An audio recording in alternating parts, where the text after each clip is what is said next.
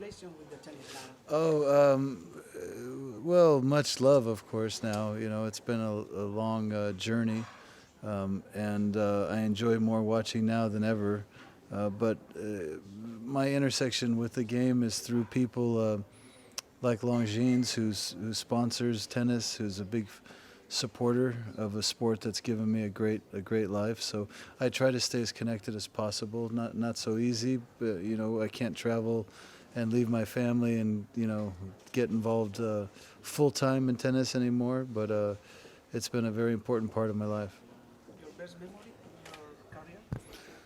Well, so many memories. I mean, obviously winning in Paris, the last one, and it's one of my best accomplishments inside the lines. My journey to number one when I fell to 140 and then the climb back to number one. This was, something I'm really proud of. And, saying goodbye to tennis also, too, was a very special moment. And the worst? I think my fall was the worst. The pain I put myself through. Um, the anger and sometimes the hate I felt for the game of tennis because of how I was raised with it, and a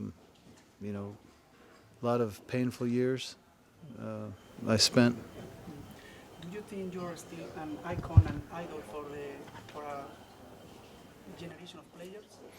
Oh, I don't know. I mean, I don't know if I ever was, but what I can say is um, that I hope through some of my works they have seen the importance of using tennis as a platform to change people's lives. I mean, I think this is important, and I don't think it can be enough.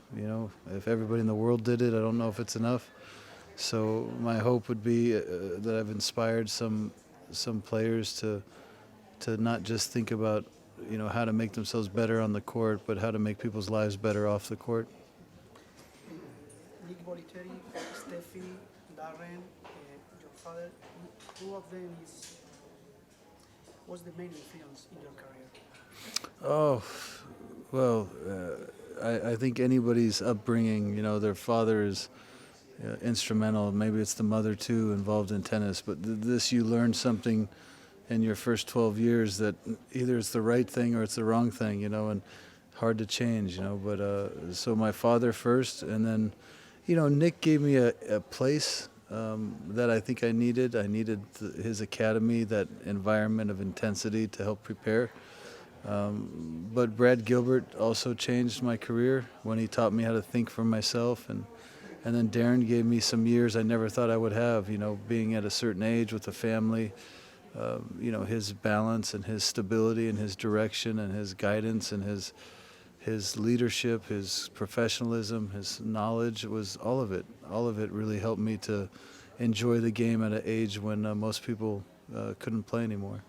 And what about your next projects with the foundation, with your schools? Well, this is a journey that's been probably the most rewarding for me.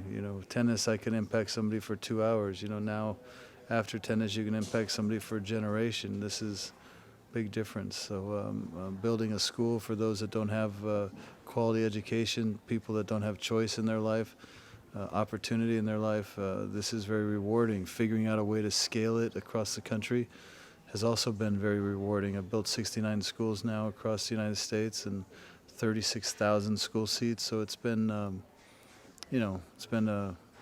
it's very uplifting. When you do what you love, you never work another day in your life. So it feels good. Now the best player is Novak, maybe, and but seems to be with problems with the motivation.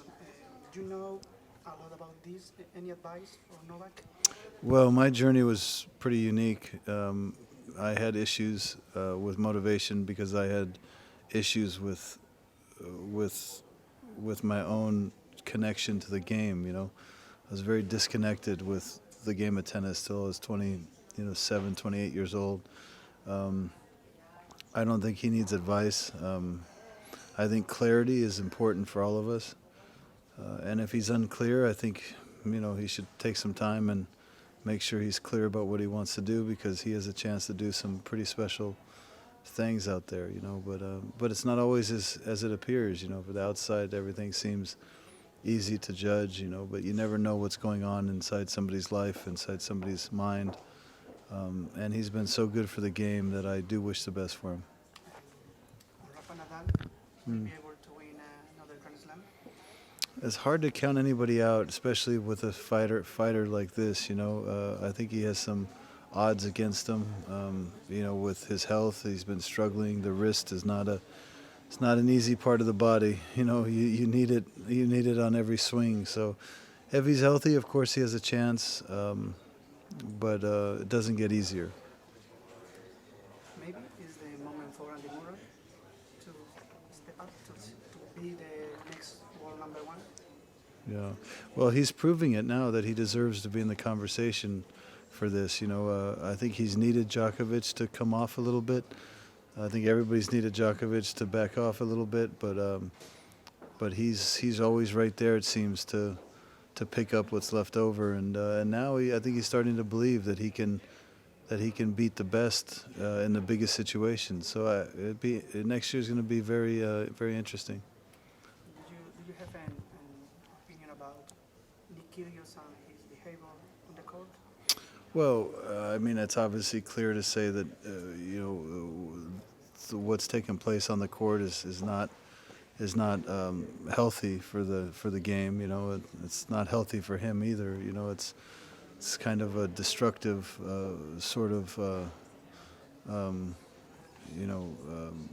engagement that he has. I know something about this myself. So I look at him and wonder, what he's been through with the game and if he even really wants to be there. And I think emotionally, if you're an emotional person like he seems to be, when you're there, his talent is very clear. But then when you're not there, it's obviously really disappointing. And so we've seen a lot of both from him, a lot of inspiration and a lot of disappointment. And hopefully as he gets older, he'll find the balance that he needs for himself, whether that's playing the game of tennis or not.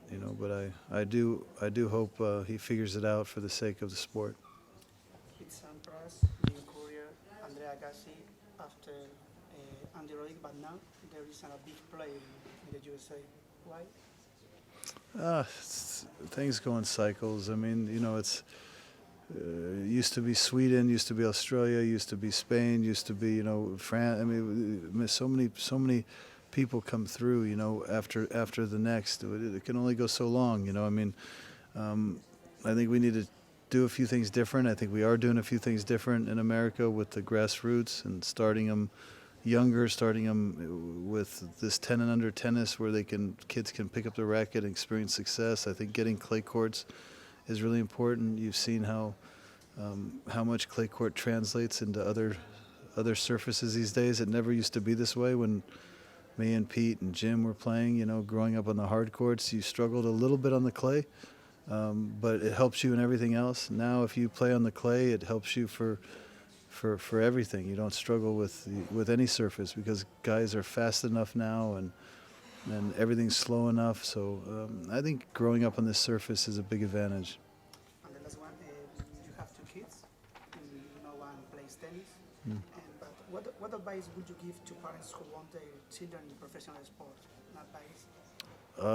I would give the advice that they should allow their children to have their own dreams. Because it's wanting your children in sports is talking about what you want. I think it's more important to know what your children want and then holding them accountable to what they say they care about.